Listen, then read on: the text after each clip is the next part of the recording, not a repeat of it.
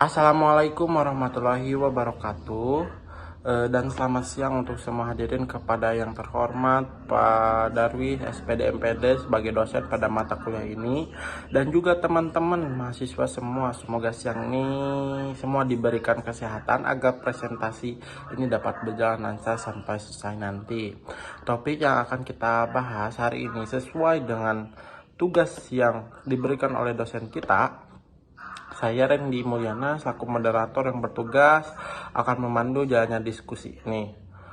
Sebelumnya saya akan memperkenalkan anggota kelompok kami yang terdiri dari Randy Mulyana, Anissa Aulia Zahra, Lepi Hasanabila, Mutiara Suci Asopa, dua lagi Danu Juliansa dan Suci Indah Sari. Oke, langsung aja. Di sini ada pembahasan tentang pengertian geografi nodal.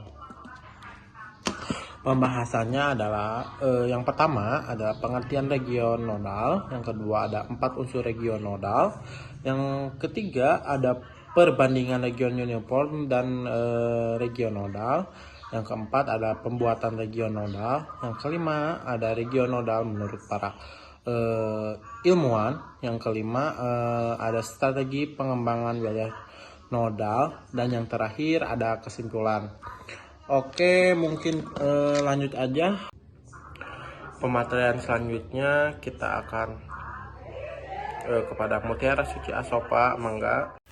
Baik, terima kasih moderator. Saya akan menjelaskan tentang pengertian region nodal. Region nodal tersendiri juga bisa disebut dengan region pergerakan ataupun region dinamis. Region ini juga ditandai oleh gerak dari luar dan ke pusat. Pusat ini juga disebut dengan sebagai node. Selanjutnya, wilayah nodal juga dapat disimpulkan bahwa pergerakan interaksi antar wilayah yang ditandai oleh titik pusat pergerakan dari wilayah-wilayah tersebut.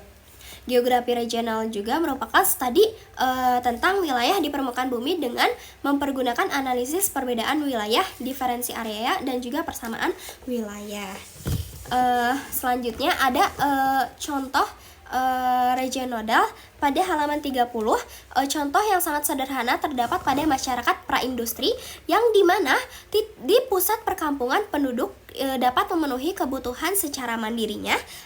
Lahan pedesaan juga dapat menyediakan berbagai kebutuhan penduduk seperti makanan, bahan bakar, dan juga pakaian sederhana. Selanjutnya ada 4 unsur yang esensial dalam struktur region nodal, yaitu adanya arus barang ataupun ide gagasan dan juga manusia, adanya node ataupun pusat yang menjadi pusat pertemuan arus tersebut secara terorganisir, yang ketiga adanya wilayah yang makin meluas, dan keempat adanya jaring-jaring rute tentang tukar-menukar berlangsung seperti itu.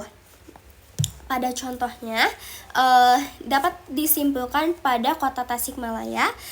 Yang kedua adanya node ataupun pusat yang menjadi pusat pertemuan arus tersebut secara terorganisir, seperti mengambil contoh di Jalan Hajat Mustafa. Di Jalan Hajat Mustafa itu merupakan titik pusat kota Tasikmalaya untuk mencari kebutuhan manusia seperti pakaian sederhana ataupun makanan, seperti itu. Sekian dan terima kasih. Saya kembalikan kepada moderator. Pemateri selanjutnya kepada Suci Indah Sari, mangga. Baik, terima kasih moderator. Selanjutnya itu ada pembuatan regional nodal. Nah, yang pertama itu ada core area. Core area ini nodus merupakan pusat atau pusat kota, inti atau kutub. Nah, yang kedua itu ada internal area. Internal area merupakan berfungsi sebagai pemasok kebutuhan harian kota. Nah, yang terakhir ada eksternal area, merupakan daerah dari kota. Nah, selanjutnya pembuatan regional nodal ada juga pada halaman 38 dari buku Penggantar Geografi Regional. Nah, nodal region dicirikan oleh adanya gerakan yang mengarah ke titik pusat. Nah, mengarah ke titik pusat maksudnya itu ke core area yang pertama. Nah, lanjut, jadi nodal region selalu bercirikan dengan adanya core area atau daerah inti sebagai pusat. Nah, jadi maksudnya semua kegiatan internal area dan eksternal area itu menuju ke titik pusat. Itu disebut sebagai nodal region. Nah, hinterland sebuah kota dapat dicirikan dari adanya gerakan pekerja yang bergerak menuju ke arah kota. Jadi bisa dicontohkan ya, core area itu inti atau pusat. Nah, inti atau pusat itu biasanya terletak di daerah perkotaan. Nah, saya mengambil contoh misalnya Pasar Cikurubuk. Pasar Cikurubuk ini bisa menjadi nodal region atau titik pusat perekonomian. Jadi internal area. Nah, dari internal area itu titik terdekat. Titik terdekat itu seperti daerah Kota Tasik itu sendiri ya. Nah, lanjut eksternal area itu daerah terluar. Nah, daerah terluar itu yang lumayan jauh dari core area yang menjadi titik, misalnya daerah Ciamis. Daerah Ciamis juga bisa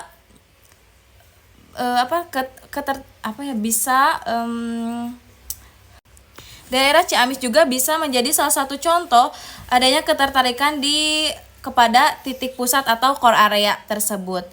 Sebenarnya masih banyak ya pembuatan pusat kegiatan nodal region itu seperti Jabodetabek. Terus ada di daerah Tasikmalaya juga itu Cihideng juga bisa masukkan ke dalam contoh. Cihideng juga itu bisa dijadikan sebagai contoh nodal region karena di daerah Cihideng itu ada pusat perekonomian, pusat perekonomian. Pematerian selanjutnya kepada Anissa Aulia Zahra, mangga. Baik, terima kasih moderator. Di sini saya akan menjelaskan mengenai teori lokasi dari von Thunen. Von Thunen hidup pada tahun 1783 sampai 1850. Ia membuat model isolated state, yaitu sejenis laboratorium regional yang menggambarkan faktor-faktor yang mempengaruhi distribusi lokasi lahan pertanian mengelilingi pusat kota tunggal. Dia membuat sejumlah persyaratan. Pertama, ia menentukan bahwa kesuburan tanah dan iklim harus sama dalam di suatu region. Kedua, kondisi alam homogen, dataran, tidak ada lembah sungai atau pegunungan yang menyelimuti permukaan bumi yang datar itu. Ketiga, hanya ada kota tunggal sebagai pusat di wilayah tersebut dan kota pusat ini terisolasi oleh hutan. Keempat, von Thunen mengajukan gagasan bahwa petani-petani di isolated state mengangkut sendiri hasil pertaniannya ke pasar, atau mungkin dalam artian tidak ada perusahaan yang menaungi pertanian itu sendiri. Dan mereka menggunakan kereta kuda langsung ke pusat kota untuk mengantar hasil pertaniannya. Dalam hal ini, kenaikan biaya transport proporsional dengan jarak semakin jauh, maka akan semakin mahal harga jualnya. Model von Thunen menggambarkan 4 zona atau lingkaran dari lahan pertanian yang mengelilingi pusat pasar. Zona pertama atau paling tengah adalah zona pertanian intensif dan peternakan sapi perah. Zona kedua merupakan wilayah hutan yang kayunya dipergunakan untuk bahan bangunan dan kayu bakar. Zona ketiga merupakan lahan pertanian ekstensif. Zona keempat atau paling luar adalah lahan peternakan ekstensif dan hasil-hasil ternak lainnya. Bagian luar zona ini merupakan zona hutan lebat. Nah, teman-teman, di sini dapat kita jelaskan. Saya mengambil contoh misalkan pada kota Tasikmalaya. Nah, pusat perbelanjaannya saya taruh pada Pasar Cikurubuk. Nah, misalkan pada daerah di Kecamatan Tasikmalaya gitu, ada satu daerah yang memiliki hasil padi yang sangat bagus. Nah, tapi dia itu terkendala oleh kendaraannya untuk menuju Pasar Cikurubuk. Nah, setelah itu berarti di sini dapat disimpulkan hasil taninya ini dapat dijual dengan murah ke pasar Cikurubu karena jarak untuk mendistribusikannya juga terkendala oleh transportasi. Nah, ataupun misalkan seperti ini, dari berbagai di suatu kota ada berbagai kecamatan yang menyediakan berbagai macam hasil tani yang berbeda-beda. Nah, di situ mereka mendistribusikan pada satu pusat kota yang menjadi lahan perdistribusian dari pertanian itu sendiri, dan mereka itu memiliki harga jual yang berbeda-beda. Maksudnya seperti ini, semakin bagus kualitas dari tani itu tersebut, maka semakin mahal harga jualnya, ataupun mungkin semakin sulit untuk menghasilkan tani itu terus, misalkan dari tadi yang saya jelaskan, dari transportasi atau mungkin dari hal-hal yang menjadi penunjang pertanian itu sendiri gitu. Itu bisa menjadi titik dasar kenapa harga tani itu sendiri menjadi mahal. Jadi kalau untuk dari Fontunan ini lebih ke lokasi yang berkaitan dengan jarak tempuh untuk ke pusat kota itu sendiri. Terima kasih, saya saya berikan kepada moderator.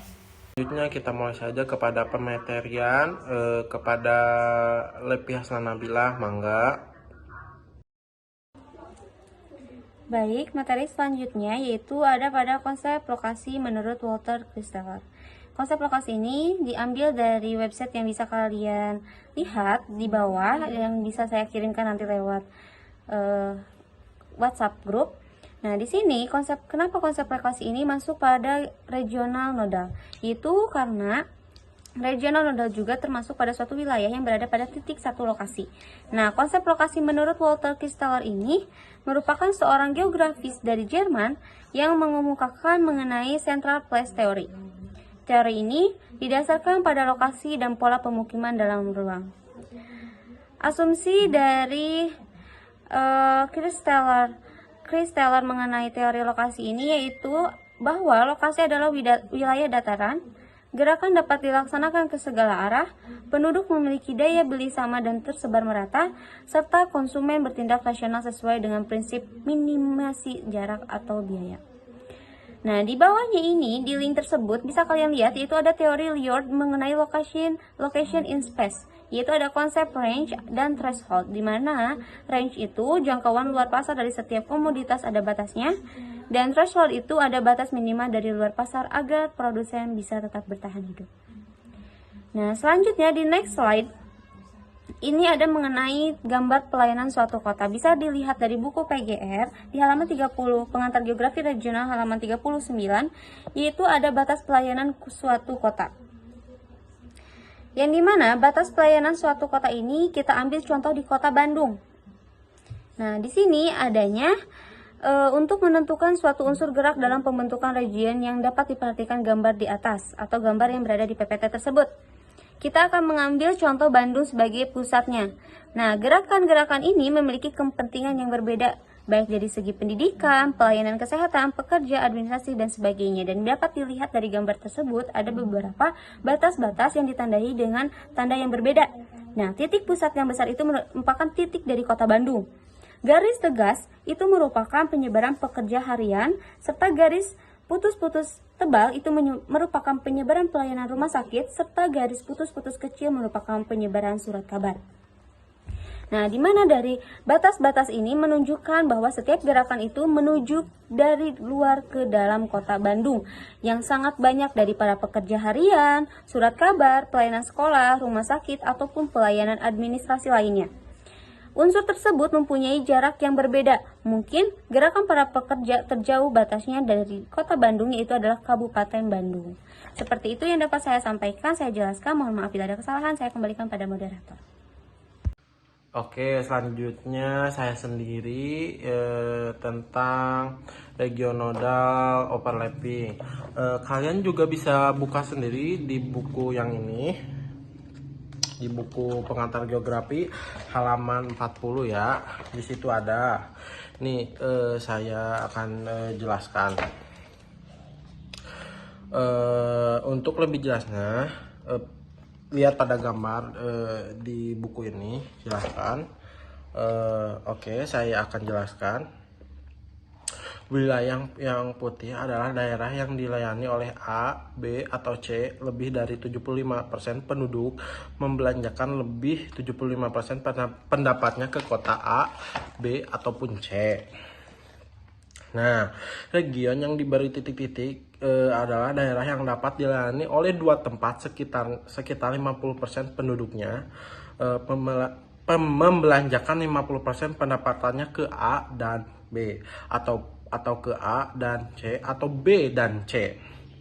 Region yang terletak di bagian tengah diarsir adalah daerah yang dapat dilayani oleh A, B, dan C. Kurang dari 50% penduduk membelanjakan kurang dari 50% penduduk ke A ataupun A dan B ataupun C. Jadi gini teman-teman, dari kota-kota yang ada di ketiga kota tersebut, kota-kota yang diarsir itu bisa saling berkaitan gitu loh. Jadi misalnya kota yang diarsir itu belanja kepada kota A, kota B ataupun kota C itu bisa semua. Nah, ada yang di tengah-tengah itu yang overlapping itu dijelaskan di sini kurang dari 50% penduduknya membelanjakan kurang dari 50% pendapatannya ke A ataupun B ataupun C gitu. Jadi penduduk yang ada di overlapping ini itu 50% penduduknya itu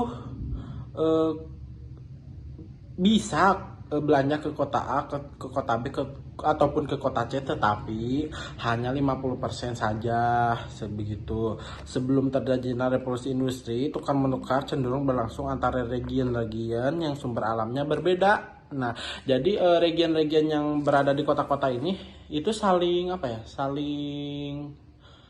saling bantu lah kalau dalam itu ya. Misalnya kota A ini butuh ini, kota B butuh ini, kota C butuh ini. Nah, di dalam ketiga kota itu ternyata ada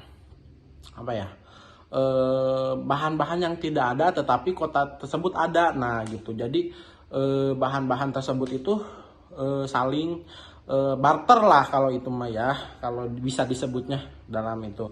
Nah, seperti antara region pembuktiannya menghasilkan bahan makanan dengan region pegunungan yang menghasilkan bahan bakar atau logam. Nah, seperti itu teman-teman. Oke, mungkin selanjutnya bisa di ini.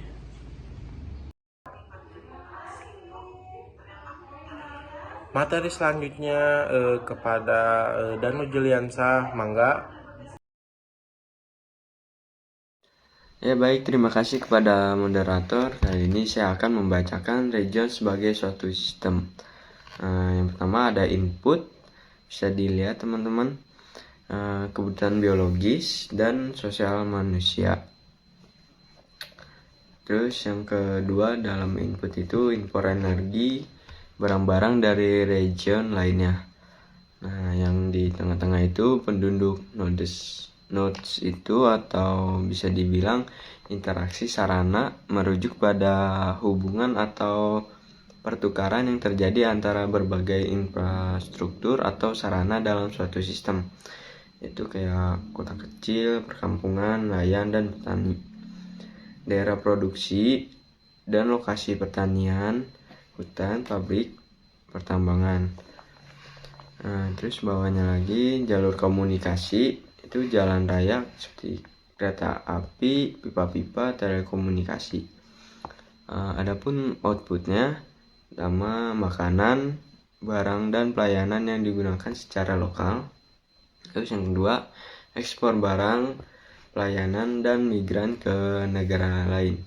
Jadi intinya pusat kegiatan berkembang karena adanya kebutuhan manusia, baik kebutuhan biologis maupun kebutuhan sosial. Kebutuhan itu sangat beragam dan tidak seluruhnya dapat dipenuhi oleh produksi sendiri.